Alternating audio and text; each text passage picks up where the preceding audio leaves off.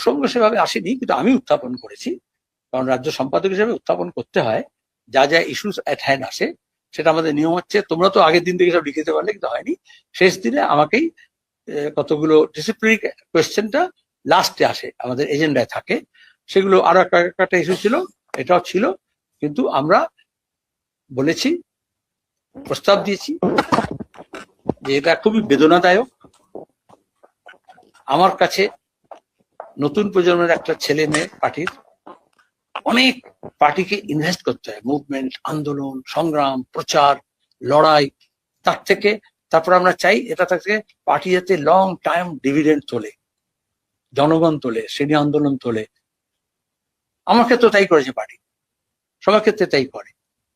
এবং আমার নিজের ক্ষেত্রে এইখানে দাঁড়িয়ে তো আমি বলেছিলাম, যখন আমি রাজ্য সম্পাদক হয়েছিলাম, এই উজ্জ্বলই প্রশ্ন করেছিল, আপনি আমরা বলেছিলাম আমাদের কাছে 30টা তেজি ঘোড়া আছে, আমি কয়েক বছরের মধ্যে এটাকে 300টা ঘোড়া করবো।